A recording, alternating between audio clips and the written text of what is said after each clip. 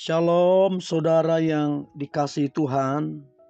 Saya berdoa saudara dalam keadaan baik, sehat, serta melimpah dengan ucapan syukur. Firman Tuhan hari ini, jangan putus asa di tengah masalah. Sebelumnya mari kita berdoa. Tuhan Yesus, terima kasih buat hari ini. Sungguh kami ada karena anugerah Tuhan. Tuhan, kami mau dengar firman-Mu, urapi kami supaya kami mengerti, terlebih kami menjadi pelaku firman-Mu, dan kami percaya hidup kami diberkati dan kami menjadi berkat. Di dalam nama Tuhan Yesus, kami berdoa dan mengucap syukur. Haleluya, amin. Jangan putus asa di tengah masalah. Mazmur 103 ayatnya yang kedua. Pujilah Tuhan, hai jiwaku, dan janganlah lupakan segala kebaikannya. Janganlah lupakan segala kebaikannya. Kalau saudara akhir-akhir ini rasa-rasanya ingin menyerah, maka ingatlah firman ini, jangan lupakan segala kebaikannya. Artinya saudara, kalau Tuhan pernah tolong hidup saudara, maka hari ini pun Dia akan menolong, karena Dia memang baik. Kalau dulu saudara pernah mengalami kemenangan bersama dengan Tuhan, maka hari ini juga saudara akan mengalami kemenangan bersama Tuhan. Jangan lupakan segala kebaikannya. Saudara, tidak ada orang yang tidak punya masalah. Mau kaya, mau miskin, mau berpendidikan ataupun tidak. Semua orang masing-masing punya masalah. Untuk itu kita penting punya pemahaman. Kita penting punya cara pandang mengenai masalah. Masalah seringkali cara Tuhan untuk mendewasakan kita. Masalah seringkali cara Tuhan untuk memberkati kita. Masalah seringkali Tuhan pakai untuk mempertajam kerohanian kita. Nah, kalau kita belajar bangsa Israel ketika mereka keluar dari Mesir, waktu mereka di Mesir, mereka diperbudak 430 tahun. Sangat mengerikan perbudakan itu. Mereka berseru-seru kepada Tuhan, dan Tuhan mendengar doa mereka. Musa memimpin bangsa ini keluar dari Mesir menuju ke tanah Kanaan. Saudara, secara geografis perjalanan dari Mesir ke tanah Kanaan hanya menempuh perjalanan 40 hari. Namun Tuhan membuat mereka berputar-putar. Berputar-putar bangsa itu dibuat Tuhan. Sehingga yang tadinya 40 hari berubah jadi 40 tahun. Kenapa saudara? Karena bangsa ini di tengah perjalanan mereka bersungut-sungut. Mereka menggerutu. Dan tidak sedikit dari mereka hampir-hampir putus asa.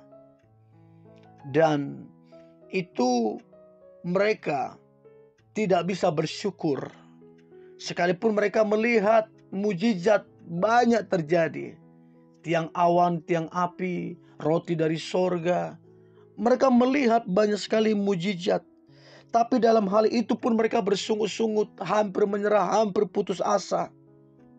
Akibatnya mereka berputar-putar 40 tahun.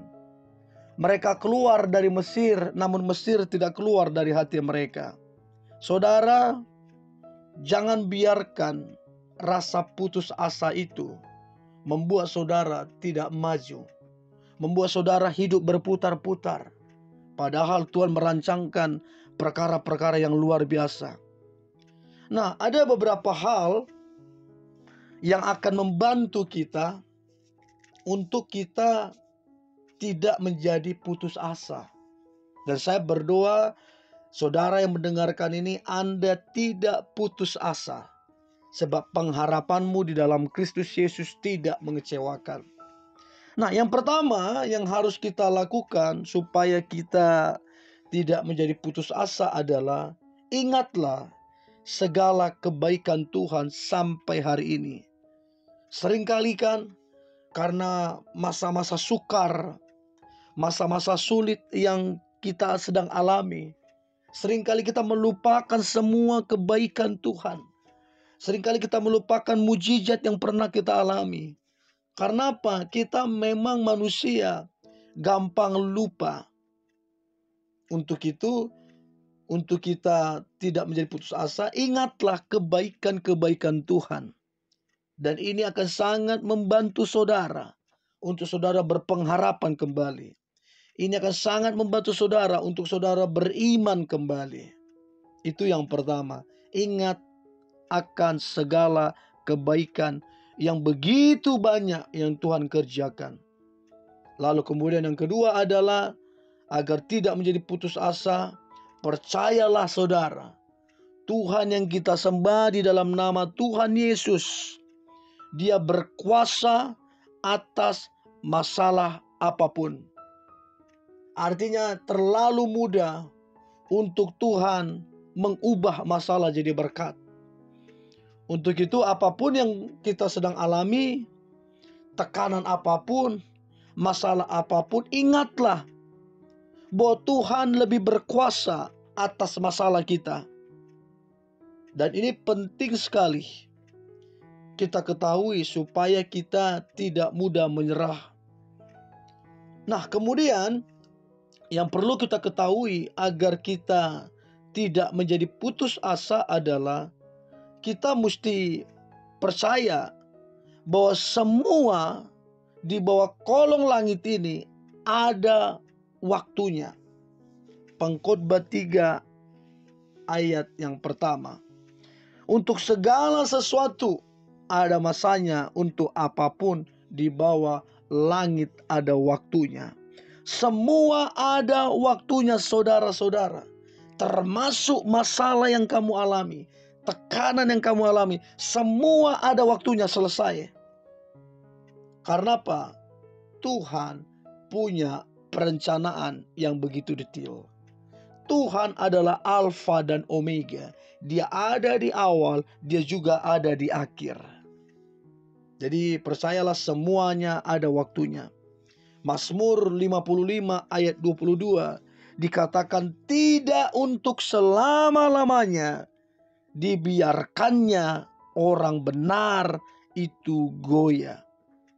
Dalam waktu yang sesak, waktu yang mungkin kita membuat cemas, khawatir, ketakutan, Alkitab bilang semua itu tidak akan menjatuhkan kita. Sebab Tuhan adalah penolong kita. Tidak dibiarkannya kita goyah. Jadi apapun yang sedang kita alami, berbagai masalah, tantangan, air mata, kebingungan, kekhawatiran, kecemasan, dan lain-lain. Ingatlah saudara, semuanya itu ada masanya dan Tuhan tidak membiarkan kita sendiri menghadapinya. Jadi untuk kita tidak putus asa, ingat segala kebaikan Tuhan yang pernah Dia kerjakan dan Tuhan akan terus kerjakan. Yang kedua, percayalah bahwa Tuhan lebih berkuasa dari apapun termasuk masalah kita. Dan yang terakhir, semua ada waktunya termasuk masalah-masalah saudara, termasuk kekhawatiran dan ketakutanmu. Semua ada masanya. Yang pasti Tuhan untuk selama-lamanya tidak membiarkan kita goyah. Mari kita berdoa. Terima kasih Tuhan Yesus, kami bersyukur atas kasih-Mu. Kami bangkit dan kami percaya kami berkemenangan sebab Tuhan menyertai kami. Tangan-Mu yang kuat akan membawa kami kepada kemenangan-kemenangan yang besar, dan hidup kami jadi berkat bagi banyak orang. Dalam nama Tuhan Yesus kami berdoa dan mengucap syukur. Amin.